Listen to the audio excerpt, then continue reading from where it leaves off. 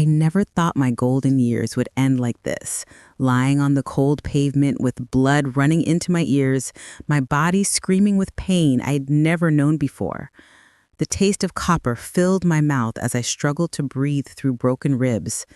Beside me, my husband Samuel's ragged breathing told me he was alive, but barely. The truck's headlights still burned into my eyes, freezing me like a terrified animal. I could make out her silhouette behind the wheel.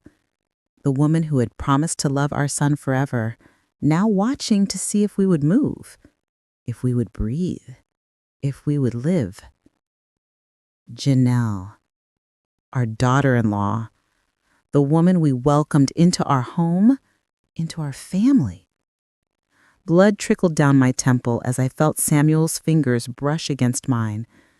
With what must have been the last of his strength, he leaned toward me, his breath warm against my ear as he whispered words that saved our lives. Pretend we're dead. The words sent ice through my veins. Play dead? Like animals hunted by a predator? But the cold calculation in Janelle's eyes told me everything. She hadn't hit us by accident. This wasn't a mistake. She wanted us gone forever. So I did what Samuel said.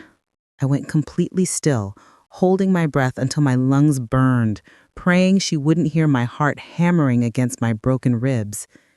Every instinct screamed for me to call for help, to crawl away, to fight for my life. But I forced myself to lie motionless on that pavement. Through half-closed eyelids, I watched Janelle grip the steering wheel tighter. Her beautiful face, the same face that had smiled at our family dinners, that had kissed our son, that had called me Mama Loretta, was now twisted with something dark and hungry. She was deciding whether to drive forward again, to finish what she started. We weren't supposed to survive this night. We weren't supposed to tell anyone what we knew. For what felt like hours, but must have been seconds, Janelle stared at our broken bodies. Then, finally satisfied we wouldn't rise again, she shifted the truck into gear and sped away, leaving us bleeding on the street corner where we'd walked every Thursday evening for 20 years. Only when her taillights disappeared did I dare to breathe again. Only then did Samuel's fingers tighten around mine. "Loretta," he gasped, "stay with me." But this story didn't begin with blood and betrayal on cold pavement. It began with love, with trust given too freely, and warnings ignored too easily. It began the day our son brought home a woman with a smile that never quite reached her eyes. If someone you trusted suddenly tried to kill you, would you have the courage to play dead? Would you recognize the moment your life depended on absolute stillness? Comment below. I read every response, and your thoughts might help someone else survive. My whole life, I took pride in being a good judge of character. 43 years of marriage taught me to read the smallest changes in a person's eyes. But sometimes, the people closest to us are the ones we fail to see clearly. Samuel and I built our life brick by brick in Montgomery, Alabama. We met at church when I was 21 and he was 27, both of us young, stubborn, and full of dreams.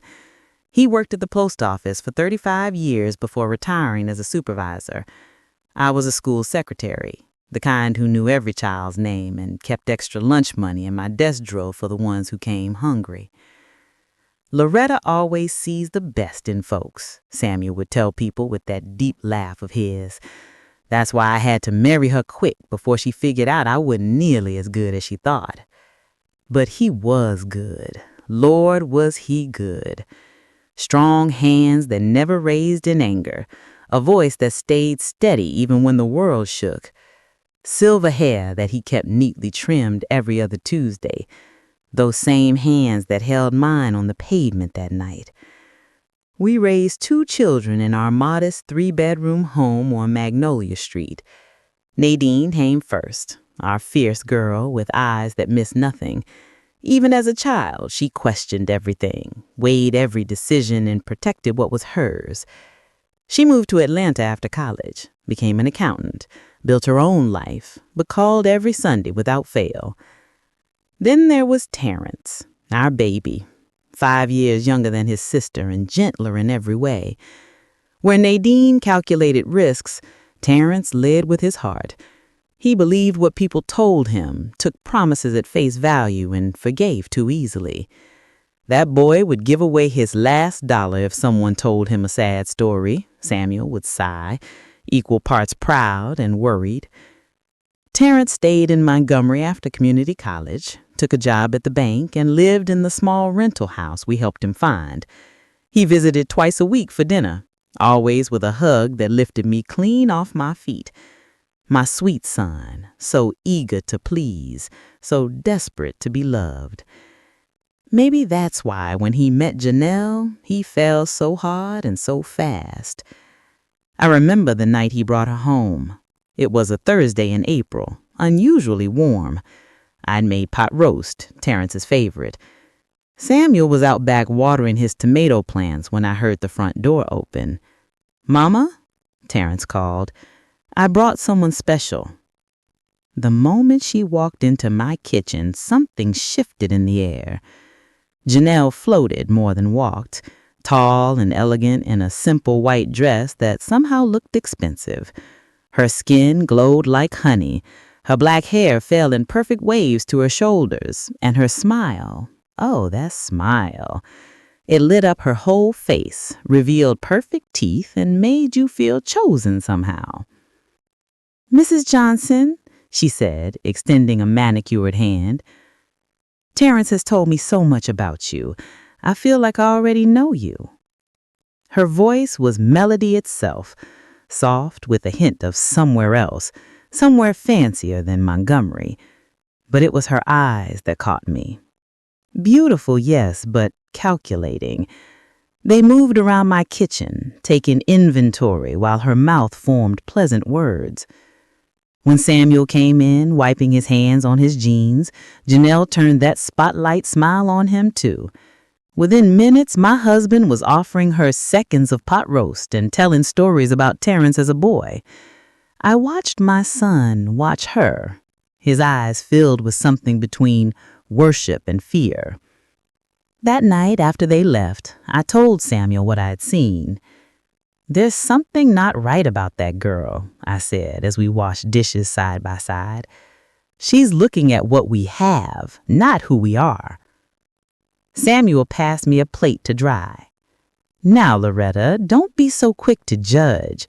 Pretty girls make you nervous because you worry no one's good enough for your boy." "This isn't about pretty," I insisted. "Did you notice how she asked about our retirement accounts before she asked about our garden? Who does that?" But Samuel, always wanting to see the good, kissed my forehead and said, "Give her a chance. Terrence is happy." So I tried. Lord knows I tried. When Terrence proposed 3 months later, I smiled and helped plan a small ceremony in our backyard. When Janelle suggested a joint bank account before the wedding, I bit my tongue. When she asked about our will during the reception, I pretended not to hear. The signs were there, flashing like warning lights.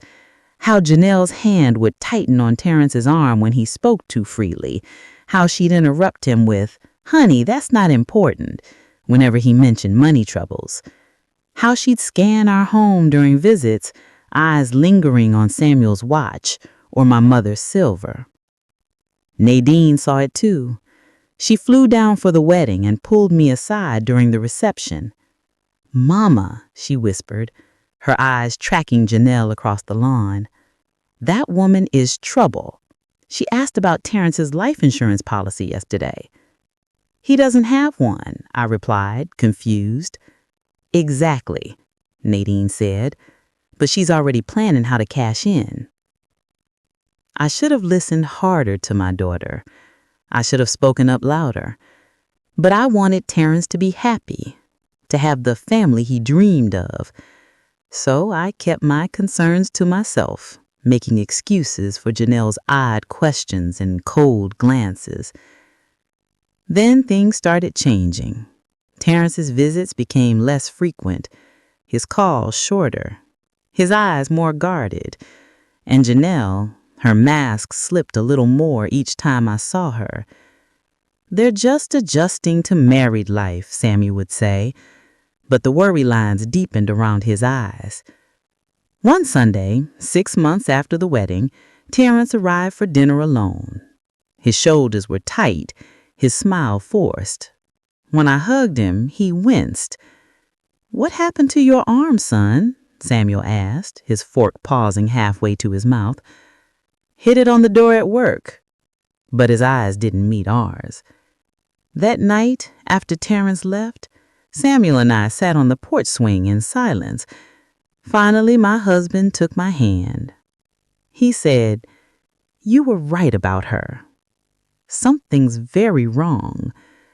We didn't know then how wrong things would get.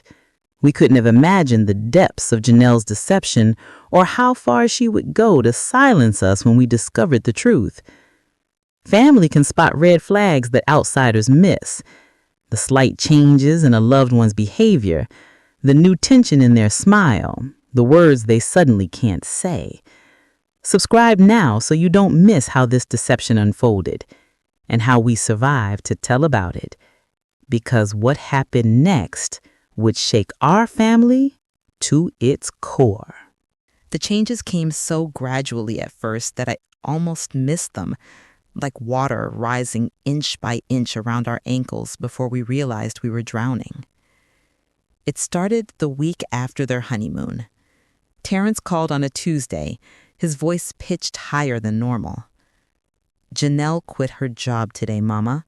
Says her boss was inappropriate with her." I clutched the phone tighter. "What exactly happened?" "She doesn't like to talk about it," Terrence said quickly, "but she's pretty shaken up." When I mentioned calling the store manager, a woman I'd known from church for 15 years, Terrence cut me off.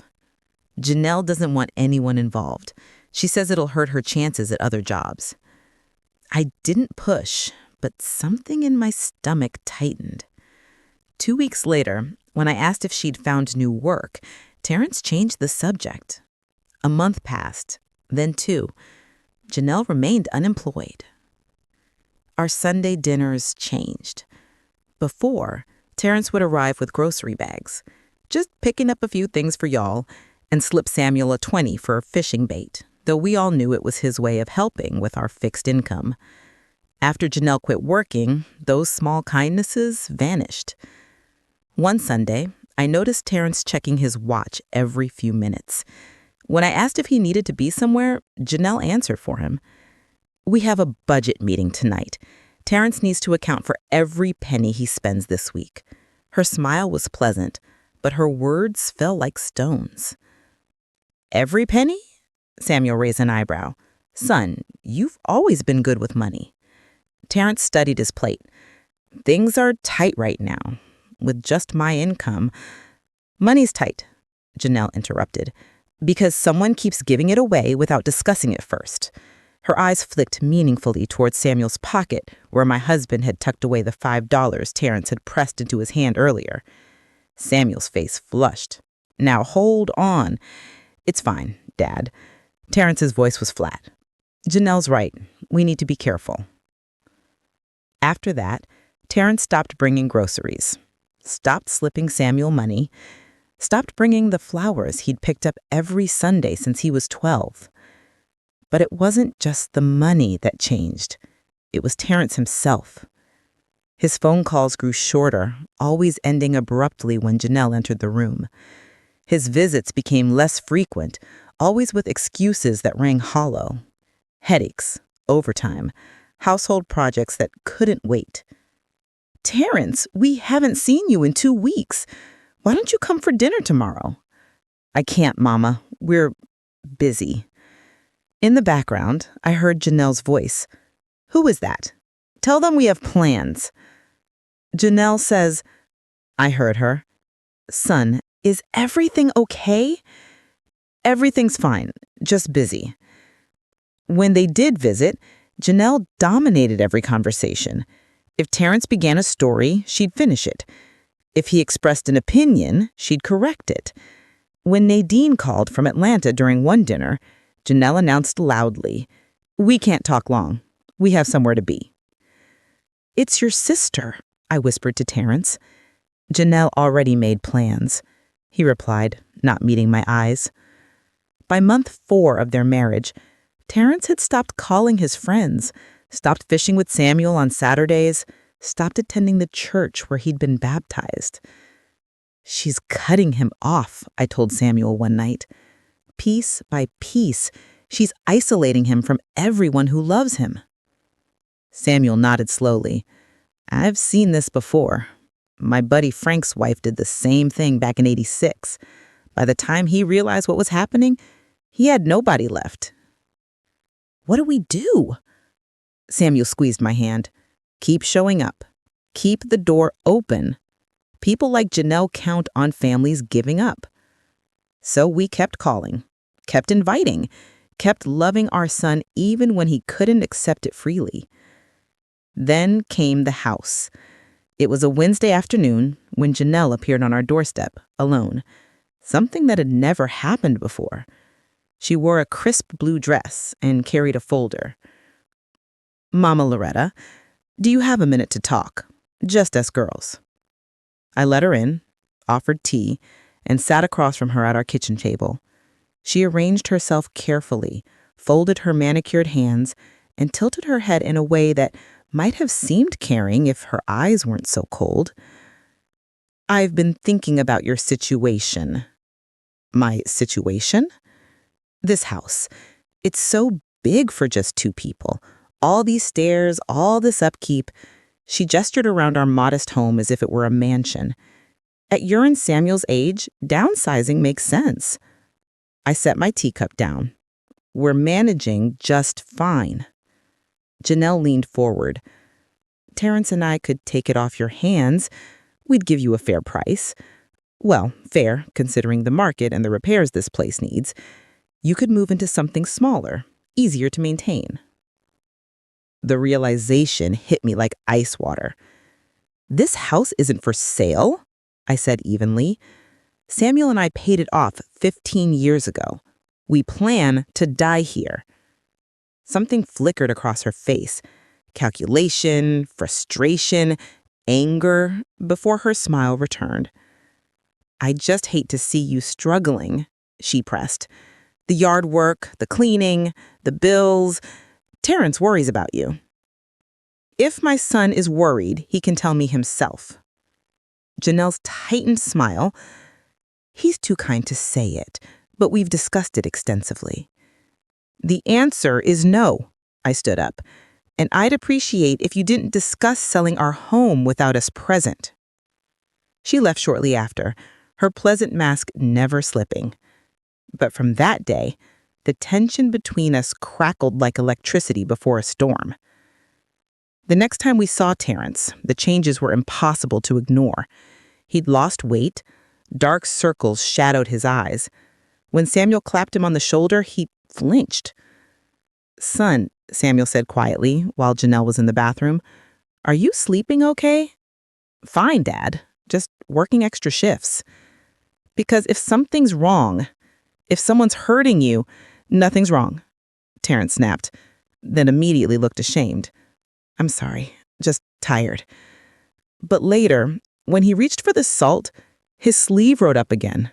This time, the bruises circled his entire wrist, purple and yellow bands that could only come from being grabbed, from being held down.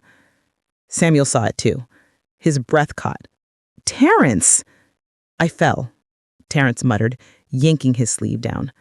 "At work, clumsy." The bathroom door opened, and Janelle returned. Her eyes moved from Terrence's face to his covered wrist to our concerned expressions. Something hardened in her gaze. "We need to go. Terrence has a headache." "But we just got here," I protested. "I made your favorite cobbler." "Another time," she said, already gathering her purse. "Come on, Terrence." He stood like a man in a trance, not looking at us as she took his arm, right where the bruises were, and squeezed. I saw him wince, but stay silent. At the door, Samuel tried once more. "Son, you know you can talk to us about anything, right?" anything at all. For just a moment, Terrence's eyes met his father's. In them, I saw something that broke my heart. Not just pain, but fear. Deep, consuming fear. Then Janelle pulled him through the door, and he was gone. That night, I lay awake beside Samuel, both of us staring at the ceiling. "She's hurting him," I whispered. "Our baby."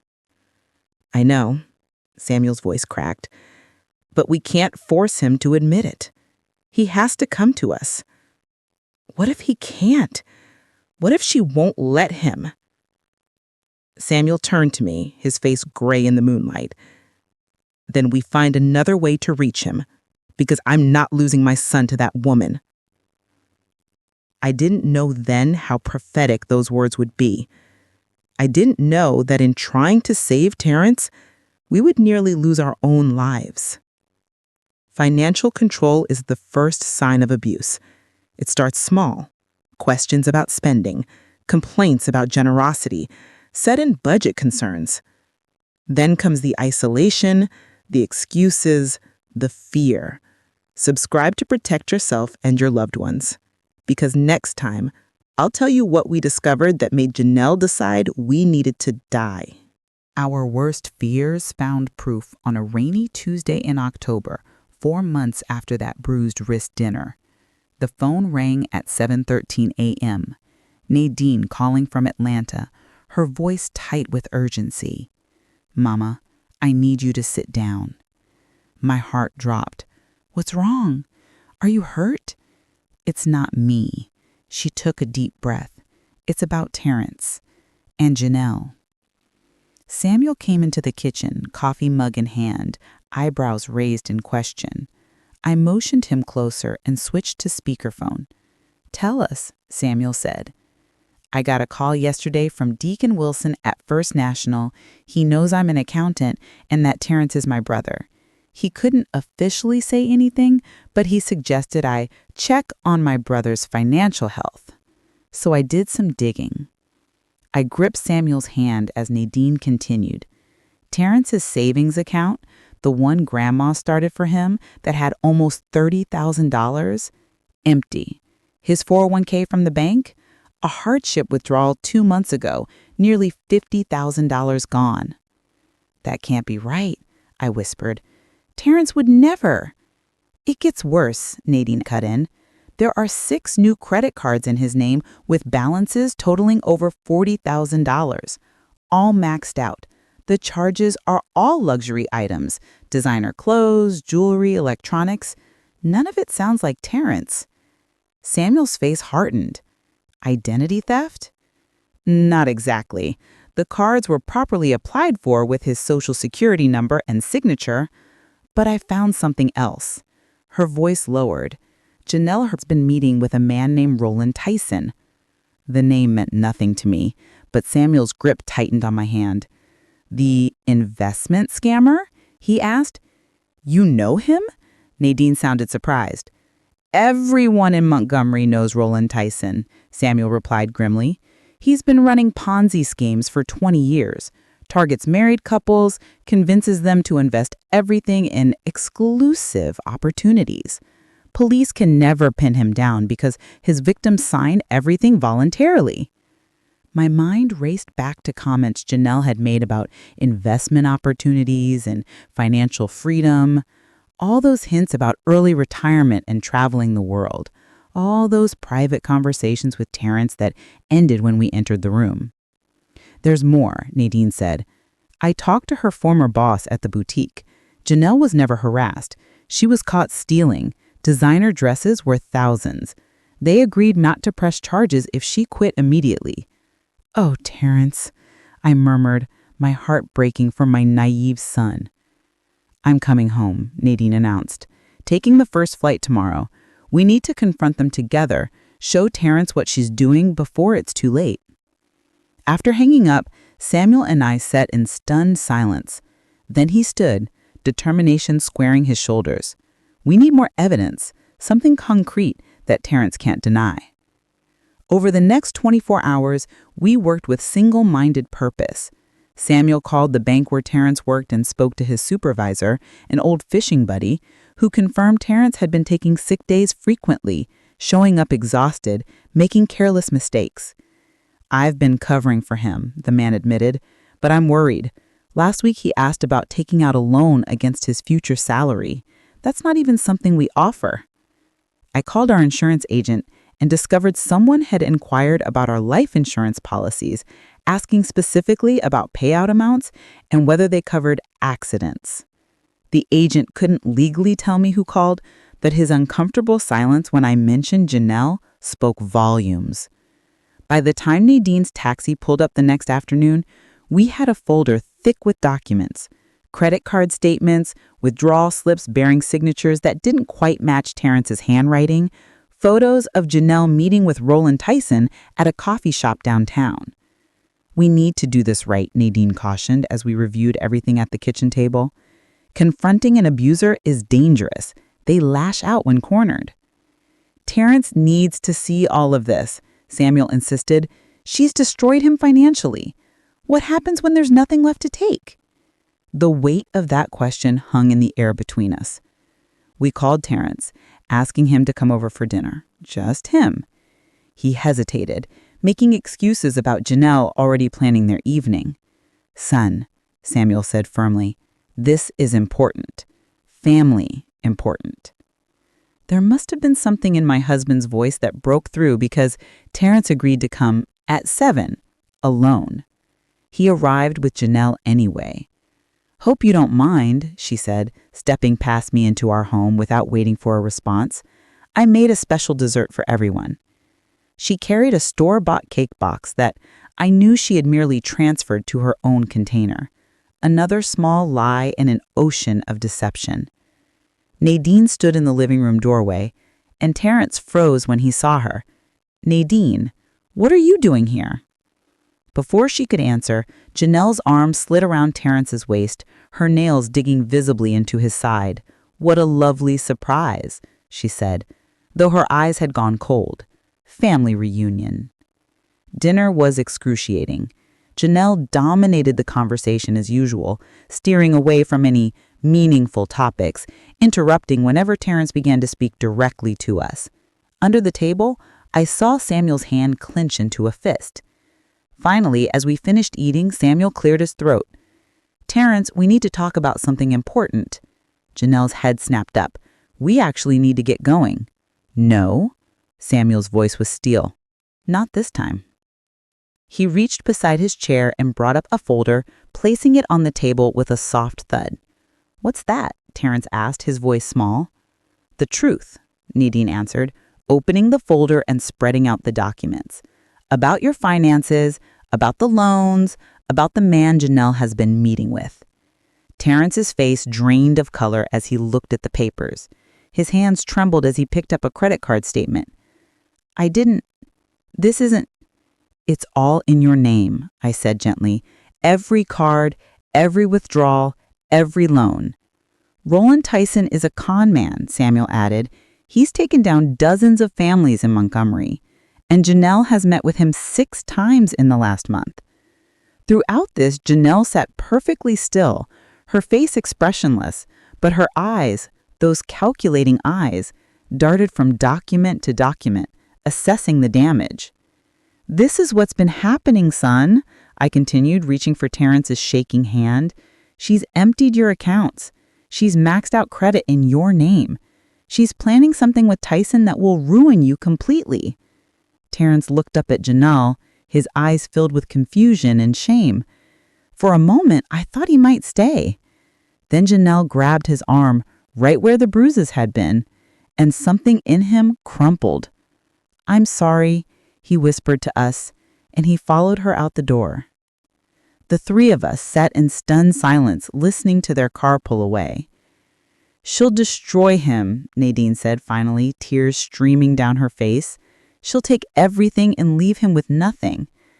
Samuel gathered the documents with shaking hands. "We need to call the police, file reports, stop this before it goes any further." But deep down, I knew we'd crossed a line. We'd exposed Janelle, challenged her, threatened her plans. And people like Janelle don't simply walk away when cornered. Would you confront someone destroying your child's life, even if it meant putting yourself in danger? Your comments help others find courage because what Janelle did next would test every ounce of courage we had. We filed police reports the next morning. The officer, a young woman with kind eyes, listened carefully, documented everything, and promised to investigate. But her parting words haunted me. These cases are complicated, Mrs. Johnson, without direct evidence of theft or your son pressing charges. She didn't need to finish. We understood. For 3 days, we heard nothing from Terrence. Our calls went straight to voicemail, our texts unanswered. Nadine drove by his house twice, reporting no signs of life, curtains drawn, mailbox overflowing. Should we go to the police again? I asked Samuel on the 4th night. And tell them what? That our adult son won't answer our calls? He shook his head. They can't do anything. That evening, as we had for 40 years, Samuel and I prepared for our Thursday walk. Some might call it foolish, maintaining routine with everything happening. But at our age, routines anchor you to normality when the world shifts beneath your feet. The mid-October air had that particular Alabama quality, still warm, but with whispers of autumn crispness. Fireflies blinked in Mrs. Peterson's hydrangeas as we stepped onto our porch at exactly 7:30 p.m. Should we take a different route tonight? I asked, glancing down Magnolia Street where darkness gathered between streetlights. Samuel squeezed my hand. We're not hiding in our own neighborhood, Loretta. We've walked this route every Thursday since 1983. So we went. Past the elementary school where I'd worked for 30 years, around the corner by the Baptist church where we'd baptize our children, along the path that led to the small park where Terrence had learned to ride his bike. The streets were quiet. Most families were inside having dinner or watching evening shows. A few porch lights glowed, and somewhere a dog barked half-heartedly at our passing. We'd just rounded the curve by the old oak tree when I first noticed it, the low growl of an engine moving too slowly behind us. "Samuel," I murmured, not turning my head. "Someone's following." His step didn't falter, but his hand tightened on mine. "Could be anyone, Loretta. Don't borrow trouble." But the vehicle maintained its crawling pace, staying exactly 30 feet behind us. No attempt to pass, no horn to signal a friendly neighbor. Just the steady purr of an engine and the faint crunch of tires. When we reached the four-way stop by the church, Samuel casually glanced back. His shoulders stiffened. "It's a truck," he said under his breath, dark-colored. My stomach knotted. Terrence didn't own a truck. But Janelle did, a midnight blue Ford she'd bought 2 months after the wedding. "Let's cut through the parking lot," Samuel suggested, his voice deliberately casual. "Shortcut home." We turned, quickening our pace. The truck stopped at the intersection, idling. For a moment, I allowed myself to believe we were being paranoid, that it was just a coincidence, someone looking for an address or waiting for a friend. But the truck's engine revved, and it swerved right, following us into the empty church lot. Samuel pulled me toward the shadows beside the building. "Move faster, Loretta." The truck accelerated, its headlights suddenly flooding the dark parking lot. In that harsh glare, we could no longer pretend this was chance. The vehicle aimed directly for us, picking up speed with each second. I froze, my 70-year-old legs suddenly leaden. "Samuel!" "Run!" he shouted, pulling me toward the street. Too late. The truck was upon us. In the split second before the impact, the driver's window lowered. The interior light illuminated her face with an almost ghostly glow. That perfect bone structure, those full lips, those calculating eyes now wide with something beyond anger, beyond rage, pure, determined hatred. Janelle. Her face was the last thing I saw before the truck's bumper slammed into my hip. My world exploded into pain, hot, white, all-consuming. I heard Samuel cry out as we both went down. My head cracked against the pavement. The taste of copper flooded my mouth. Something in my chest shifted wrongly, sending lightning bolts of agony with each breath. The truck's brakes screeched. Through a haze of pain, I heard the door open, then slam shut. Footsteps approached, deliberate, unhurried. I tried to move, to call out, but my body refused to obey. Beside me, Samuel lay frighteningly still, blood darkening his silver hair. "Samuel," whispered, terror clawing through the pain. "Samuel, please." His eyelids fluttered. Thank God. Alive. The footsteps stopped beside us. I could see Janelle's shoes, expensive leather boots I'd recognized from the credit card statements. Slowly, painfully, I raised my eyes. She stood over us, her beautiful face transformed by something inhuman. In her right hand, something glinted, keys clutched so tightly her knuckles whitened. She was deciding whether to get back in the truck, whether to drive over us again. "You should have stayed out of it," she hissed. "All that digging, all those calls to the bank, you think I didn't know?" I tried to speak, but only a whimper escaped. Blood trickled warm down my temple, pooling beneath my cheek. "Where's Terrence?" Samuel managed, his voice barely audible. Janelle's laughter was hollow. "Sleeping off something special I put in his dinner. He'll wake up tomorrow with no memory of tonight and no parents to interfere anymore." She knelt down, bringing her face close to mine. Her breath smelled of mint gum and expensive wine.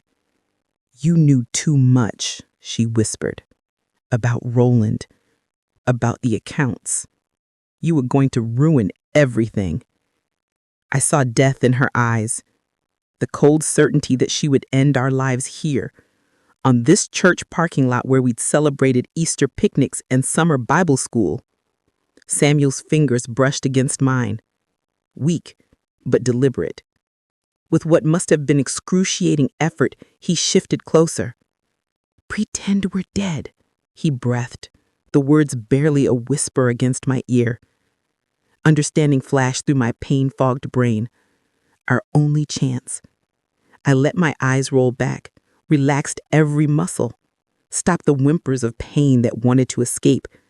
Beside me, Samuel went completely limp, his breathing so shallow it was nearly imperceptible. Janelle stood, watching us closely.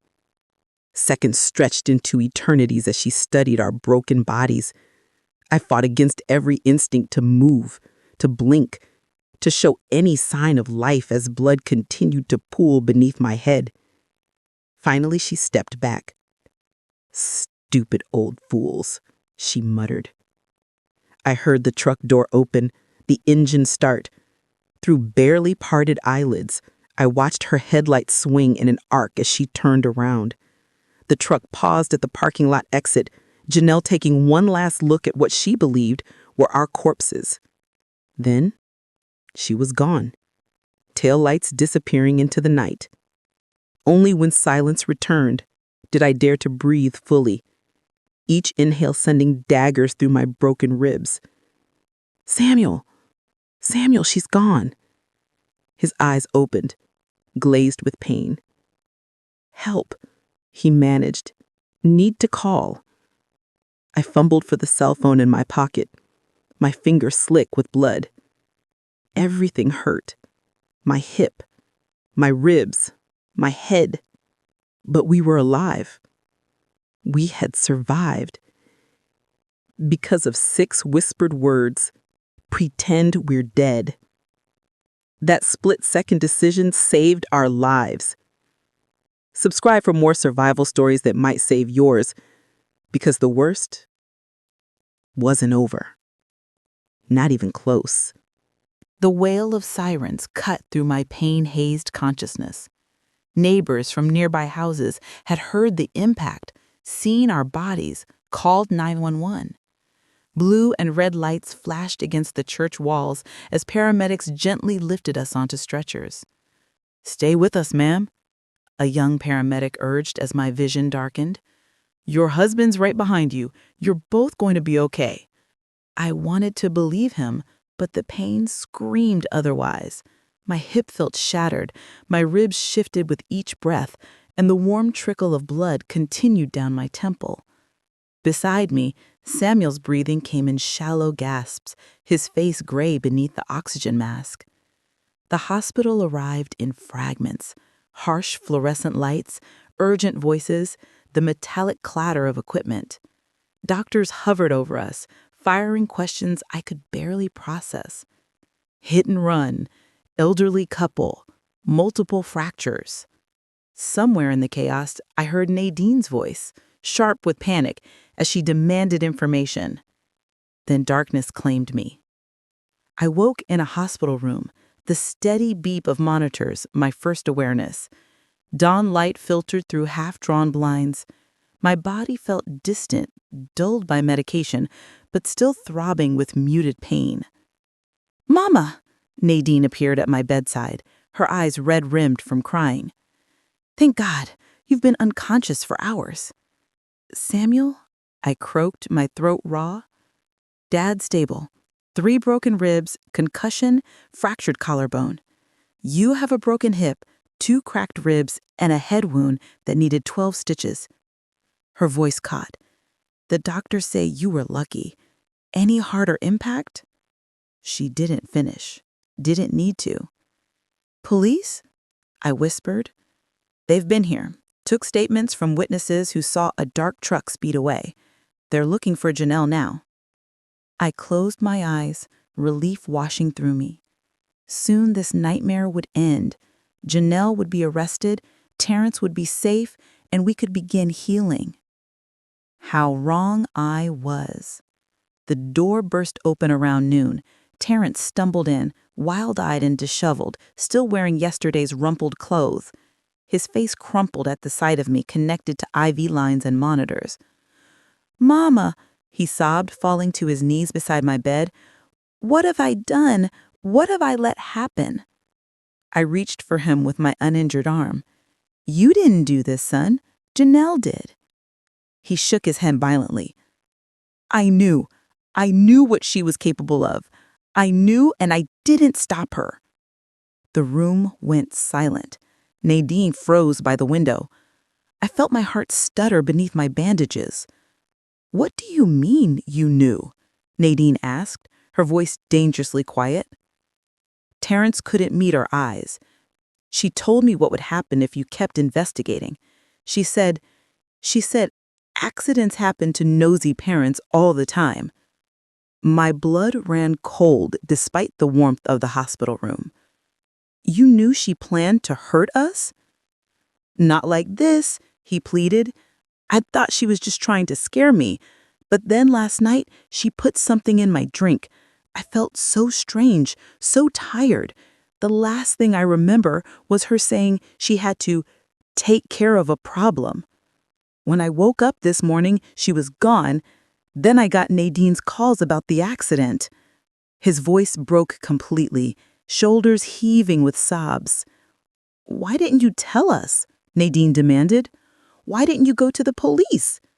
Terrence looked up, his face a mask of shame and fear that made him look like a little boy again. "Because she said if I told anyone, she'd hurt you too. She showed me pictures of you, Nadine, your apartment building in Atlanta, your office.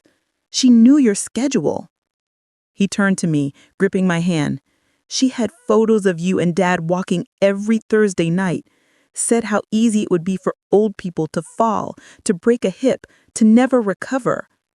"She's been planning this for months," Nadine realized, horror dawning on her face. Terrence nodded miserably. "After you confronted us with those documents, she went crazy. Said you'd ruined everything. That we needed to accelerate the plan." "What plan?" I asked, though part of me already knew. "Your life insurance policies," he whispered. She made me sign papers giving me power of attorney for both of you. Said once you were gone, I'd inherit everything. She promised we'd split it. The monitor beside me beeped faster as my heart raced. Those policies are only $50,000 each, Terrence. Nothing worth killing for. He shook his head miserably. She convinced me to increase them 3 months ago to $500,000 each. The room tilted sickeningly around me. $1 million. That's what our lives were worth to Janelle? I never thought she'd actually do it, he pleaded. I was scared and weak and stupid. When she drugged me last night, I realized too late what she planned. I tried to call you, but I couldn't even stand up. Mama, Dad, I'm so sorry. A nurse appeared in the doorway. Mr. Johnson, your father's awake. He's asking for you. Terrence looked at me, naked fear in his eyes. Fear of rejection, of judgment, of losing us twice, once to Janelle's violence and again to his own cowardice. I squeezed his hand. Go to your father. He needs to hear this from you, not from me. After he left, Nadine moved to my bedside, her face hard with anger. How can you forgive him so easily? He knew she might hurt you and did nothing. Because he's still our son, I said quietly. Manipulated, threatened, abused. The boy we raised is still in there, trapped by fear. A nurse appeared in the doorway. Mr. Johnson, your father's awake. He's asking for you. A police officer appeared in the doorway, the same kind-eyed woman who'd taken our initial reports. Mrs. Johnson, we need to talk. We found the truck abandoned 20 miles outside town. No sign of Janelle Horace Johnson. She'll come back, I said with certainty that chilled even me. The frown approached. Mrs. Johnson, there's been a problem with your husband's medication. What problem? Someone tampered with his IV line. If the nurse hadn't noticed, he didn't need to finish. The message was clear. Janelle had already been here, in this hospital, near my unconscious husband. As security guards flooded the hallway and police radios crackled with urgent commands, one thought crystallized with terrifying clarity.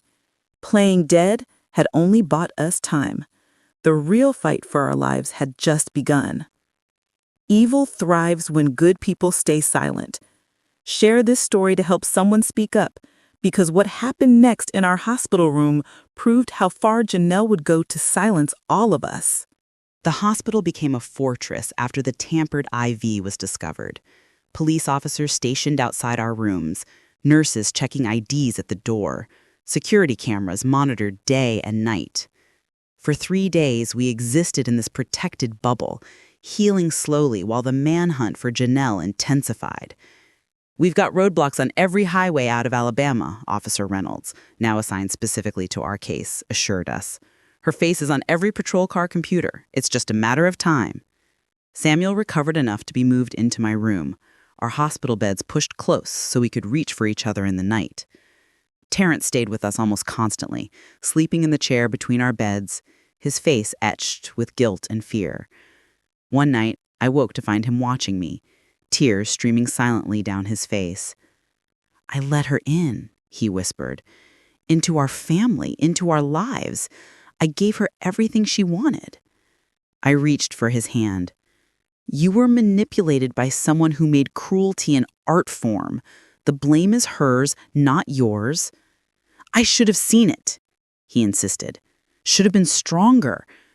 You're being stronger now, I told him, by staying, by telling the truth. That's what matters. 5 days after the attack, doctors deemed us stable enough to return home, with precautions. Samuel needed a wheelchair temporarily. My hip required a walker and weeks of therapy. Both of us had follow-up appointments, medication schedules, and strict orders to rest. Nadine transformed our house into a recovery haven, moving beds downstairs, installing grab bars in the bathroom, stocking the refrigerator. The police department promised regular patrols past our home and a rapid response alarm system. She'd be crazy to come back here, Officer Reynolds said as she helped us settle in. Every cop in 3 counties knows her face. For 2 days, we believed her.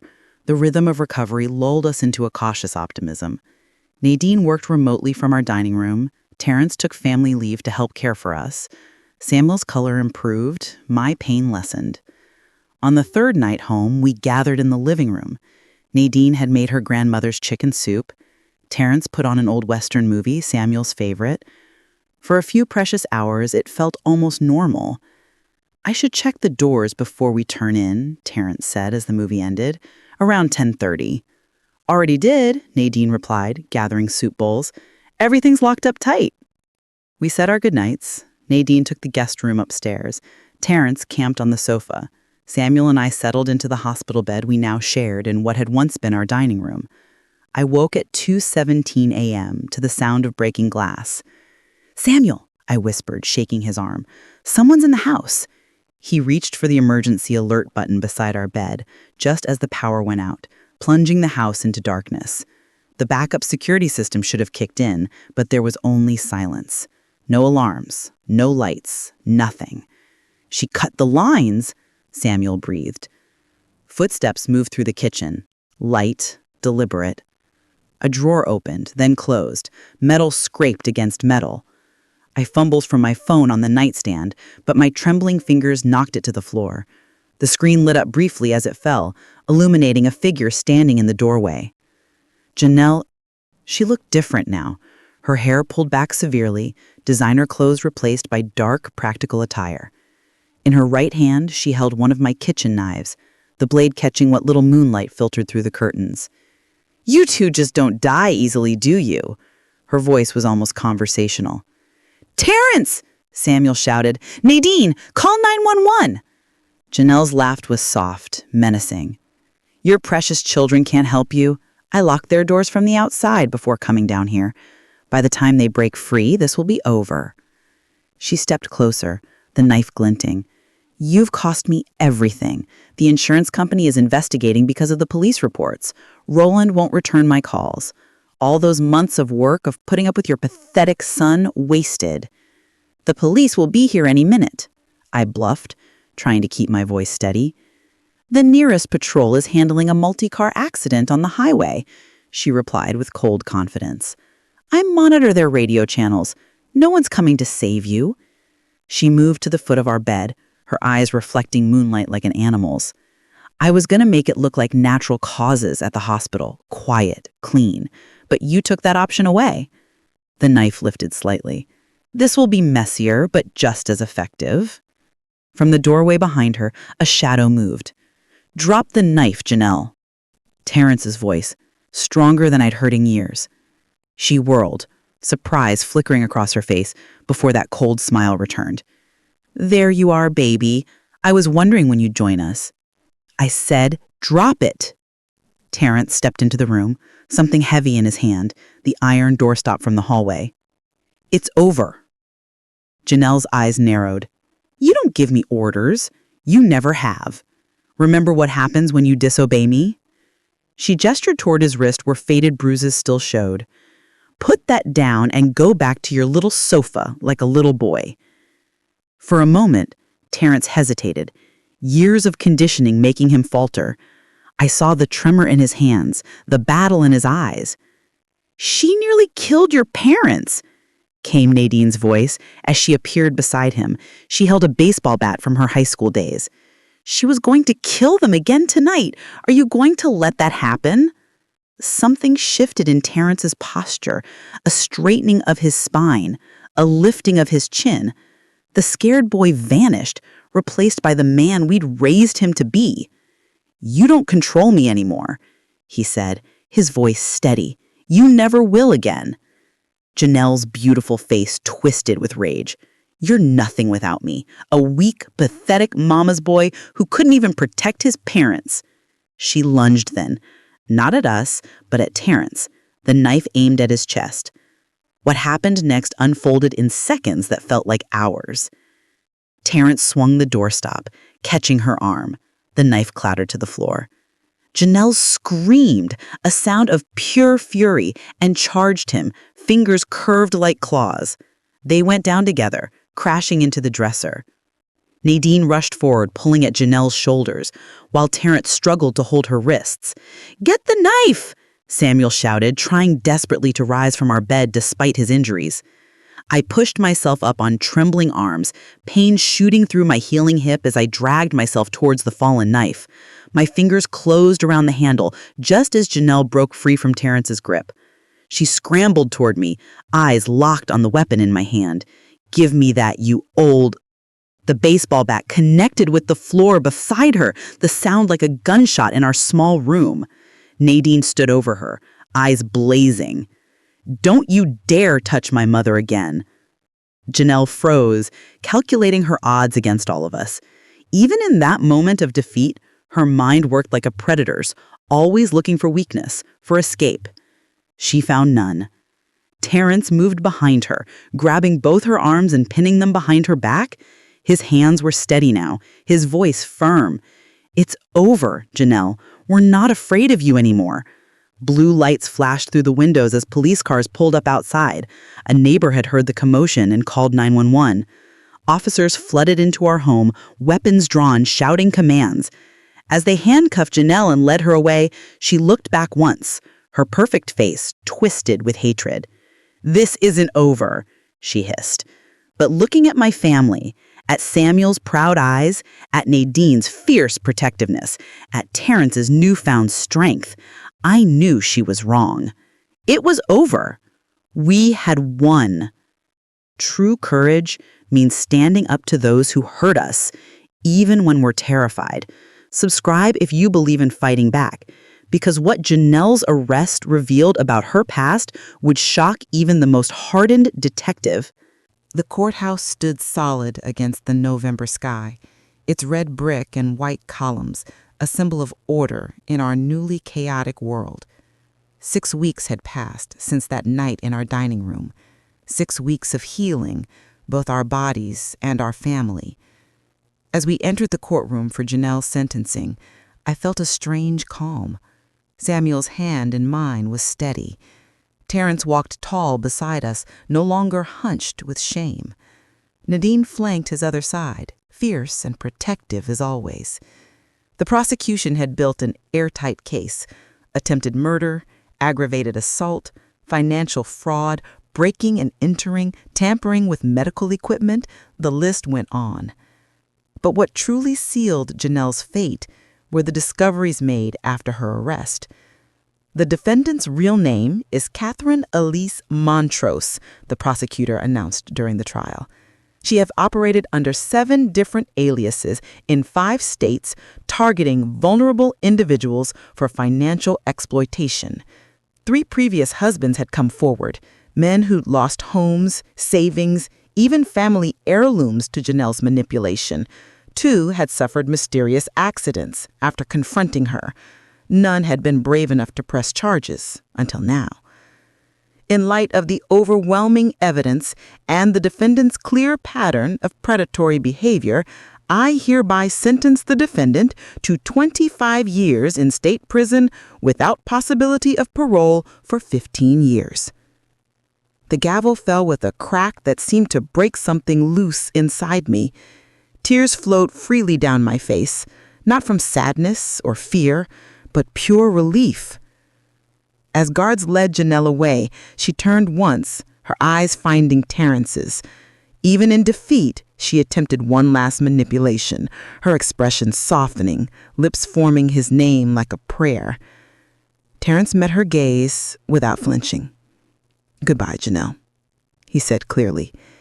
Then he turned his back on her, choosing his family, choosing healing, choosing freedom. Outside on the courthouse steps, reporters thrust microphones toward us, hungry for sound bites about the Black Widow of Montgomery. Officer Reynolds helped us navigate through the crowd to our waiting car. "It's truly over now," she assured us. "She won't hurt anyone else for a very long time." The journey toward healing proved longer than the trial itself. Terrence moved back home temporarily, sleeping in his childhood bedroom as we all recovered together. The physical wounds healed first. My hip strengthened with each therapy session. Samuel's ribs knitted back together. The cut on my temple faded to a thin silver line, a permanent reminder of how close we'd come to losing everything. The invisible wounds required more time, more patience, more love. Terrence started counseling, unpacking years of abuse and control. Some days he'd come home from sessions hollow-eyed and drained. Other days he'd returned with a new insight, a small piece of himself reclaimed. He isolated me so gradually, he explained one evening as we sat on the porch. First from friends, then coworkers, then you. Each time she made it seem like my choice, my preference. That's how abusers work. They don't start with violence. They start with isolation. He nodded, picking at a loose thread on his sleeve. The hardest part is forgiving myself for not seeing it, for not fighting back sooner.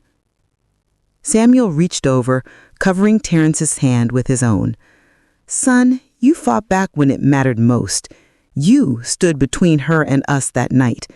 That's the man we raised.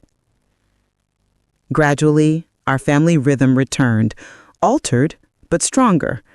Nadine extended her leave from Atlanta, working remotely from our guest room. Terrence found a new job at a credit union across town. Samuel planted a winter garden. I returned to volunteering at the elementary school. Small triumphs accumulated. The first night Terrence slept without nightmares. The day I walked without my cane. The morning Samuel laughed without holding his ribs. The afternoon Nadine announced she was considering a permanent transfer to Montgomery.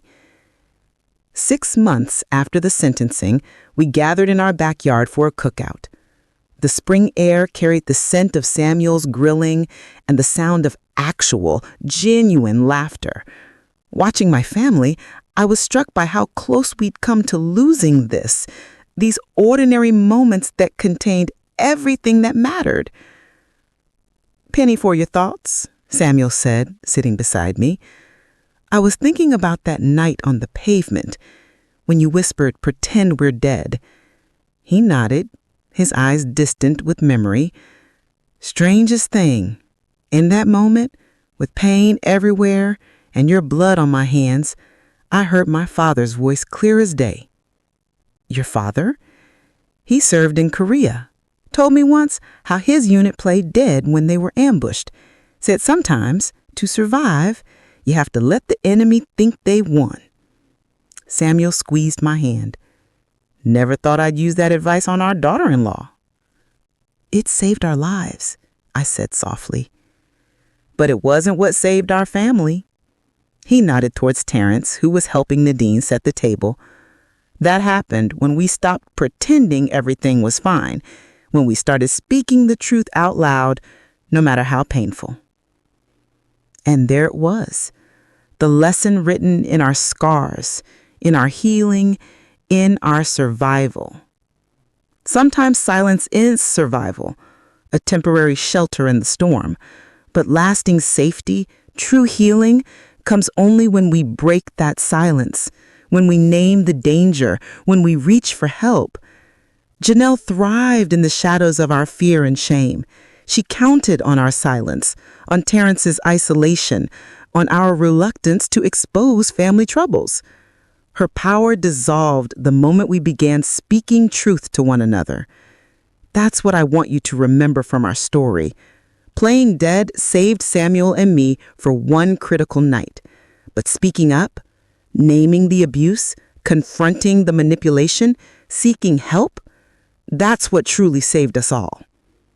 Our family survived by working together, by refusing to stay silent in the face of evil, by finding courage when fear seemed overwhelming. Where are you watching from? Let's build a community of survivors in the comments. Your story matters too, and someone needs to hear it. Because the difference between victims and survivors often comes down to this. Survivors speak up, reach out, and stand together. Just like you're doing right now.